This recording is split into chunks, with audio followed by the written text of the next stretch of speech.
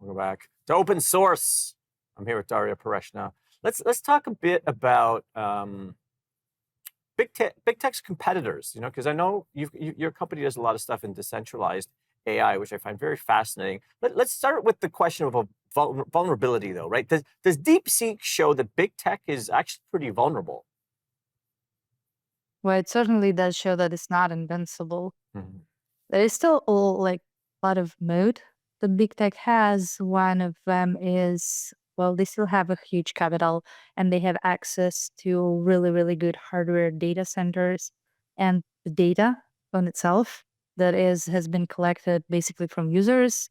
Like, Facebook Meta has access to Facebook data, OpenAI has Microsoft that supports them, though that relationship is a little strained.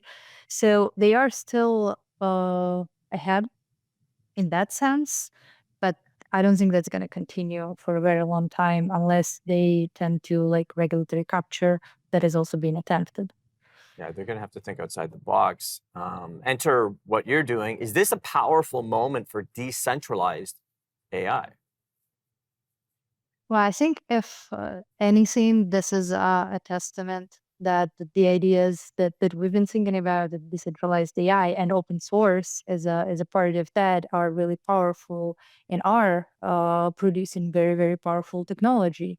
So DeepSeek has, of course, been trained by one company, but they have open sourced it, and now other people in the other labs around the world, as DeepSeek developers themselves have profited with all the open source research that has been published. Now, those people can read their research and replicate it and apply to other models and make them better.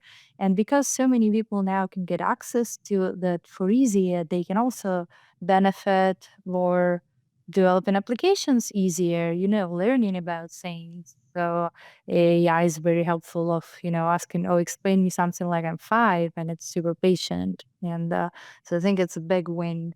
We are still a little bit far from like decentralizing the whole development process, but it's gonna come.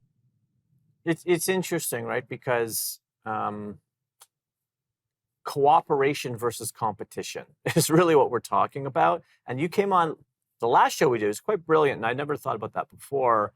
Because I asked you about big tech, because the narrative has always been they have so much money, they have so much money, they have so much money, and you're like, yes, but um, decentralized AI, which is essentially anyone who's not part of big tech, there's more people. And so this is, to me, I think, a teachable moment. Like people who are sort of organized, you can sort of topple these castles of money.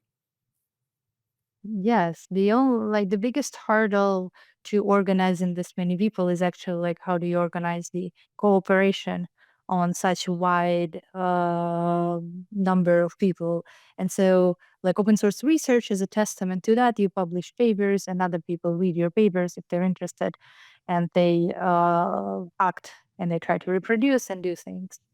Another thing is blockchains are perfect for cooperation.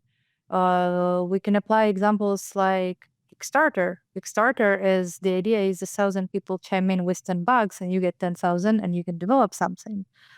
Crypto is very, very much pro that. And there is now also a trend of decentralized science, which AI falls into, is crowdfunding, basically prominent researchers so that they don't have to go and work for a private company. And what gains do you think can be made from here for the decentralized AI community? I think one of the most significant gains is to actually be able to keep this technology in the hands of a wider audience. Because if this was all closed source and it was all just developed in the labs of seven companies, even if it costed them like $1 per run, they could have easily charged people like hundreds or thousands just to keep access to the super powerful technology gated and only accessible to like selected individuals or like the people who can only afford it. By keeping it open source and decentralized, we may be a little bit behind in the capabilities, though DeepSeek shows that it is now even not true. But we're keeping this in the hands of people that they can actually use it for all over the world for anything they need. I know that you're one of the best guests I've ever had, because it's like when you talk, my mind immediately goes, oh my God, and that means, and that means, and that means. You just teach me so many interesting things. Blessed to have you. Please come back whenever you want. We've got Dariia Porechna here on Open Source.